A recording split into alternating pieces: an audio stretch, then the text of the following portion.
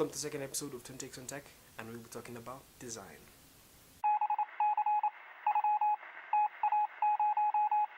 Last weekend, we were in Moringa School up in Nairobi, and we were on for an event called A Deeper Dive into Material Design.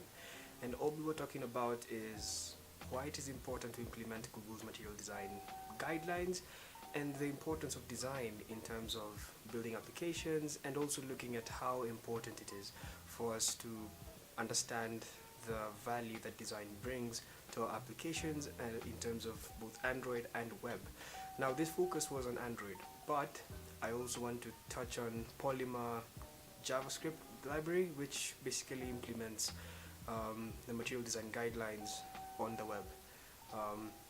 Collaborate that with some Angular JavaScript and maybe Firebase. You have a fully fledged Google website, I think.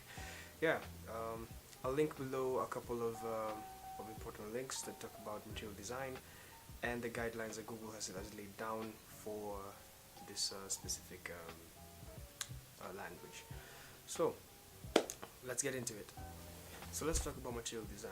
So material design is this design library that we use to create both web apps and Android applications, and can be used across the board, whether you're building for iOS, Android, or even Windows. It just depends on what you're looking for and the kind of experience that you're going for. Now, material design actually uses three core principles. The first principle is material as a metaphor. Now, this looks at surfaces and edges that are grounded in tactile reality, that you feel like it's an object on your screen that you can actually manipulate, and that feeling, that sensation of something that's like a physical object that is present in the real world is what makes material design much more appealing and feels much more natural than maybe other design languages. Now, when we look at material design, the second key principle to it is bold, graphic, and intentional design choices. When you talk about your color, when you talk about how you place your buttons and what kind of buttons you use, it should provide a sense of intent and character when you use it. The use of your color palettes, everything that you use should convey a message of boldness and intuitiveness, right? All this leads to the third principle of material design, which is basically motion with meaning.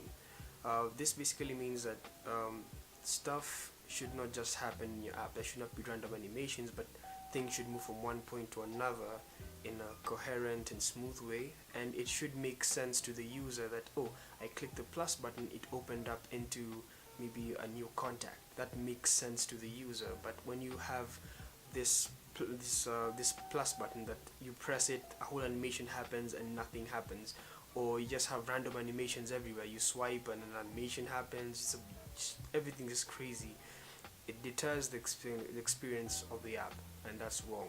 Design is supposed to be hand in hand with functionality to the point where both of them work hand in hand in providing the optimal user experience, and that's what we're going for with design. Now, there are several libraries that you could use to help your workflow with material design. Now, the first thing is actually reading the documentation of material design and the guidelines set forth by Google and the research done on the best practices for material design. Also, you can also check out a couple of libraries that are provided for by Android Studio for Android development.